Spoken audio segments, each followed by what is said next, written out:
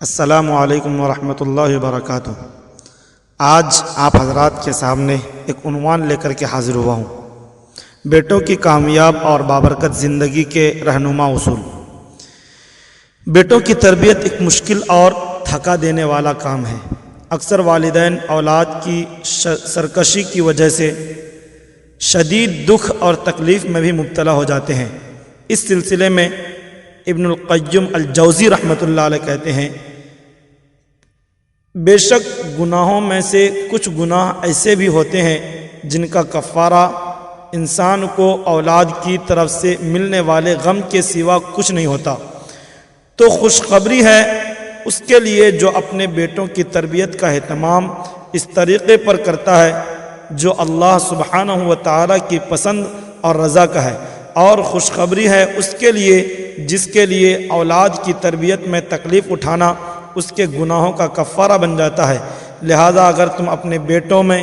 کوئی ایسی بات دیکھو جو تمہیں ان کی تربیت کے معاملہ میں تھکا دیتی ہو تو اپنے رب سے اپنے گناہوں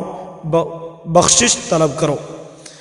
مقاتل ابن سلیمان رحمۃ اللہ علیہ منصور عباسی خلیفہ کے پاس آئے۔ جس دن ان کی خلافت پر بیعت کی گئی تو منصور نے ان سے کہا، اے مقاتل مجھے کچھ نصیحت کیجیے۔ تو مقاتل کہنے لگے، کیا میں تمہیں اس میں سے نصیحت کروں جو میں نے دیکھا یا اس میں سے جو میں نے سنا؟ تو منصور نے کہا، اس میں سے جو آپ نے دیکھا۔ تو مقاتل نے کہا، سنو اے امیر المؤمنین، عمر بن عبدالعزیز کے 11 بیٹے تھے اور وہ صرف 18 دینار چھوڑ کر فوت ہوئے، جن میں سے 5 دینار کا وہ کفن دیے گئے اور 4 دینار سے ان کے لیے قبر خریدی گئی اور باقی دینار ان کے بیٹوں میں تقسیم کر دیے گئے۔ اور حشام بن عبد الملک کے ہاں بھی 11 لڑکے تھے۔ جب اس کا انتقال ہوا تو اس نے ترکہ میں ہر لڑکے کے حصے میں 10 لاکھ دینار چھوڑے۔ اللہ کی قسم اے امیر المؤمنین، میں نے ایک ہی دن عمر بن عبدالعزیز کے ایک بیٹے کو دیکھا، وہ اللہ کی راہ میں 100 گھوڑے صدقہ کر رہا تھا، اور حشام کے بیٹے کو دیکھا وہ بازاروں میں بھیک مانگ رہا تھا۔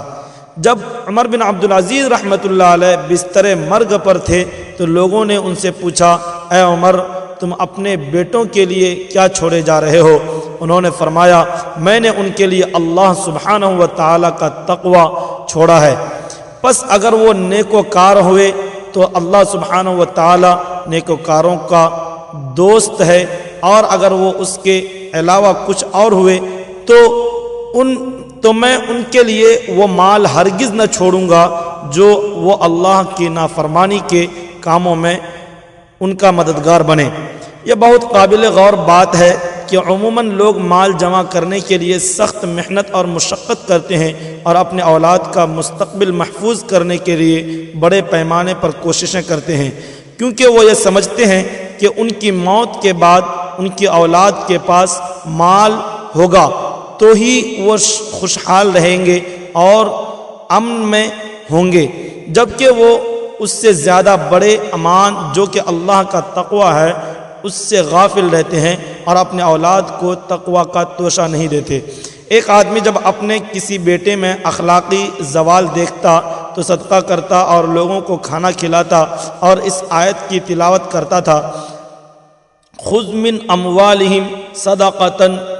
تطہرہم وتزکیہم وتزکیہم بہا، ان سے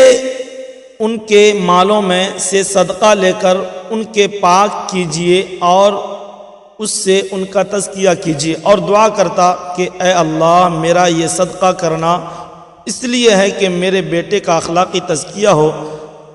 کیونکہ اس کا یہ بگاڑ مجھ پر اس کی جسمانی بیماری سے زیادہ بھاری ہے۔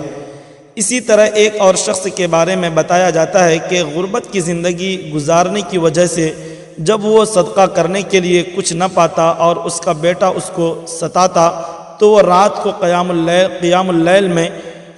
سورۃ البقرہ پڑھ کر دعا کرتا اور یوں کہتا کہ اے اللہ یہ میرا صدقہ ہے تو مجھ سے قبول کر لے اور اس کی وجہ سے میرے بیٹے کی اصلاح فرما دے۔ اپنے بیٹوں کی اصلاح کی نیت سے اللہ سبحانہ و تعالیٰ کی طرف عبادت کے ذریعے رجوع کریں۔ اگر انہوں نے تمہاری کوششوں کو مغلوب کر بھی لیا تو وہ تمہاری نیتوں کو ہرگز مغلوب کرنے کی استطاعت نہیں رکھتے۔ ربنا ہب لنا من ازواجنا وذریاتنا قرۃ اعین وجعلنا للمتقین اماما۔ اے پروردگار، ہمیں ہماری بیویوں کی طرف سے دل کا چین اور اولاد کی طرف سے آنکھ کی ٹھنڈک عطا فرما اور ہمیں متقین کا امام بنا۔ آمین یا رب العالمین۔ وما توفیقی